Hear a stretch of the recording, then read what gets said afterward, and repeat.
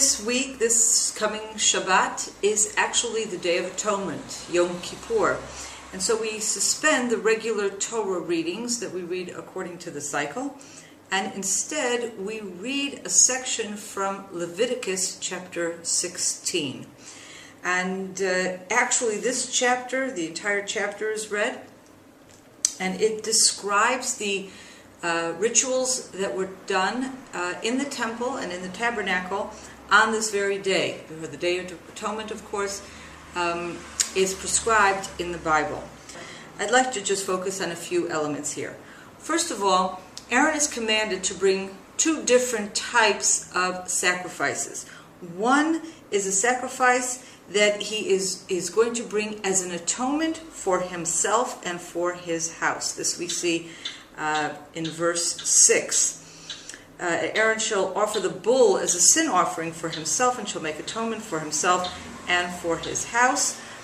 And this is separate from the sacrifices that Aaron is going to bring, that he receives from the people and that he is going to bring on behalf of the people. And I think this is a very interesting point, because the person himself who is going to be representing the people of Israel before God has to first get forgiveness as a person. He must first do his best to purify himself and to shed himself of his sins before he can appear before God to represent the children, the people of Israel, and ask for atonement for their sins. The next step is 2 goats, and this is a very, very interesting and unprecedented sort of sacrifice. Then you shall take the 2 goats and set them before the Lord at the entrance of the tent of meeting. And Aaron shall cast lots over the 2 goats, one lot for the Lord and the other for Azazel. Now, Azazel is an unusual word, and there's differences of opinion as to what it actually means. Some people associate Azazel with hell or with the devil or something evil in that sort of connotation. Some associated with a place, a barren mountain, someplace that actually existed perhaps in the desert.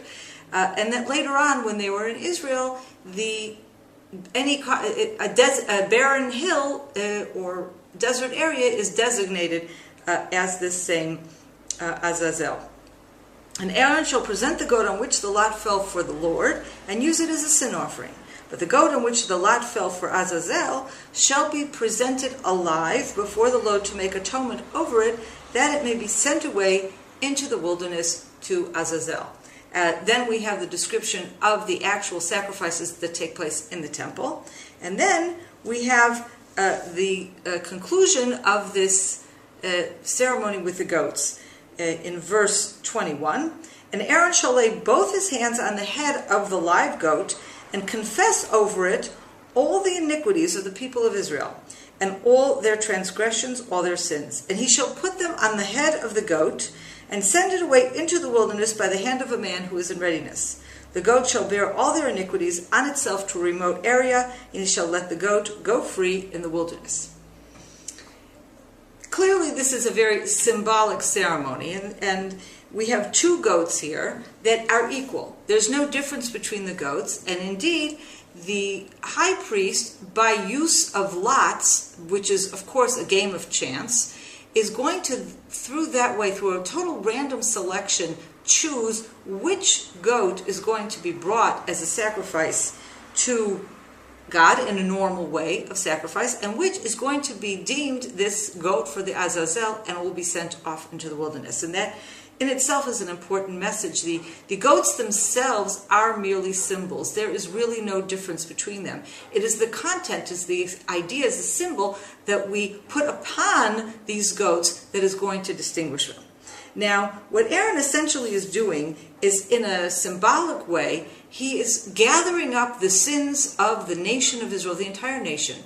It is the holiest day of the year. The entire nation has gathered. They have confessed their sins. They have asked for forgiveness. And in a symbolic way, he is gathering those sins, placing them on the head of the goat, and sending him out of the temple.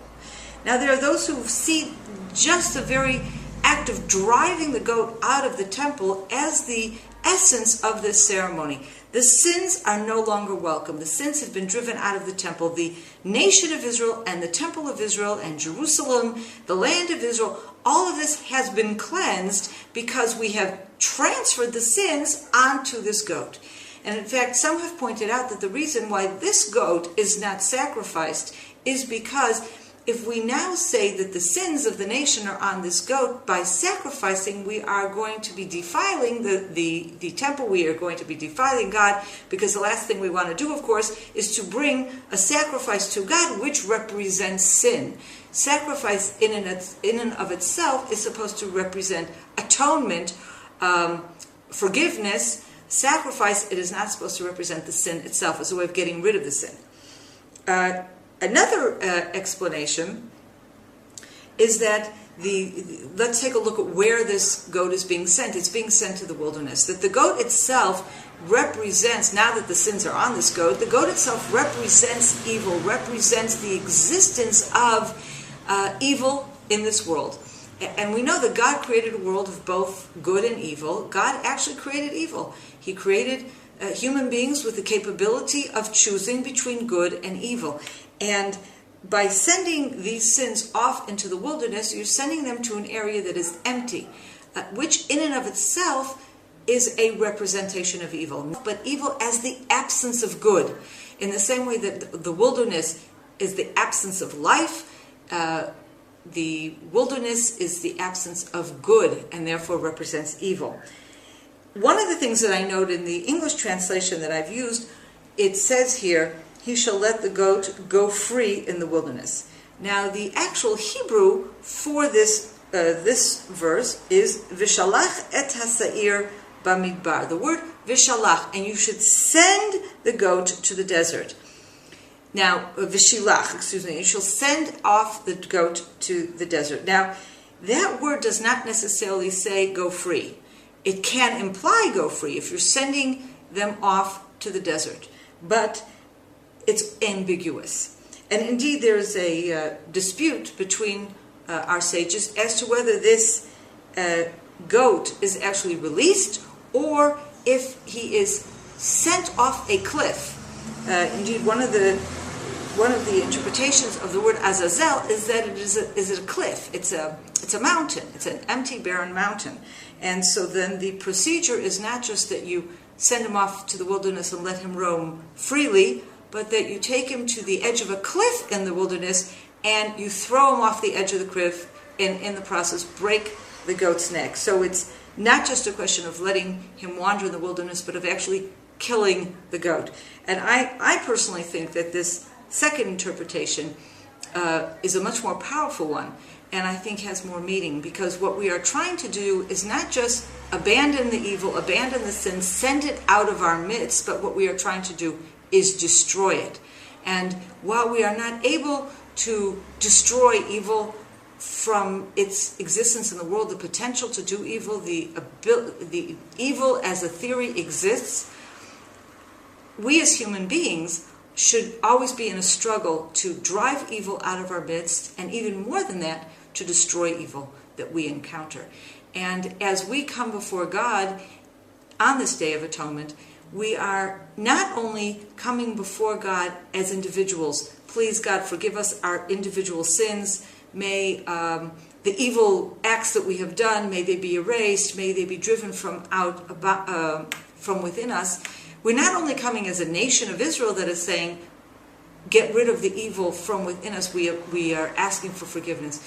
But there is a universal message here as well. On the Day of Atonement, we are seeking a world where we can overpower the evil, where we are able to collect the evil, to collect the sin, and throw it out from within our midst. And I think this is an image that is both powerful and encouraging. And it's an image that we need to take with us, not only have with us on the Day of Atonement, but take with us every single day of the year. This throwing the sins onto the head of the goat and sending him out to the wilderness, or killing him in the wilderness, this is an image that we should carry with us as each and every one of us as individuals encounter evil where we may find it. Shabbat Shalom from Samaria.